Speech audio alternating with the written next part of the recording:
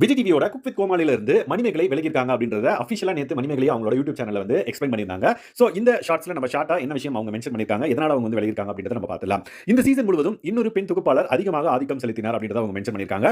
அவர் நிகழ்ச்சியில் குக்காக இருக்க வேண்டியவர் அப்படின்றத மென்ஷன் பண்ண உடனே யாரா இருக்கும் அப்படின்றத நம்மளுக்கு வந்து ஒரு ஹிண்ட் கொடுத்துருச்சு. ஆனால் அவர் அதை மறந்துவிட்டு என்னை வேலை செய்ய விடாமல் தொகுப்பாளர் பகுதியில் வேண்டுமென்றே அடிக்கடி குறுக்கிடுகிறார் அப்படின்றத மென்ஷன் பண்ணிருக்காங்க. சோ அவங்க வந்து ஒரு குக்கா தான் இருக்கணும். பட் என்னோட பார்ட் என்னோட வேலையில வந்து அவங்க இடையூறு செய்யறாங்க அப்படின்றத மென்ஷன் பண்ணிருக்காங்க. இந்த சீசனில் என் உரிமைகளை கேட்பதும் கவலையை தெரிவிப்பதும் கூட ஒரு குற்றமாகி விடுகிறது அப்படின்றத மென்ஷன் பண்ணிருக்காங்க. ஆனால் எனக்கு சரியானது எதுவோ அதற்காக நான் எப்போதும் குரல் கொடுப்பேன் அப்படின்றத மென்ஷன் பண்ணிட்டு யாரை பற்றியும் நான் கவலைப்பட மாட்டேன் அப்படின்றத மென்ஷன் பண்ணிருக்காங்க. புகழ், பணம், தொழில் வாய்ப்புகள் அல்லது வேறு எதுவாக இருந்தாலும் பரவாயில்லை, சுயமரியாதை செல்ஃப் ரெஸ்பெக்ட் பத்தி அவங்க பேசியிருக்காங்க.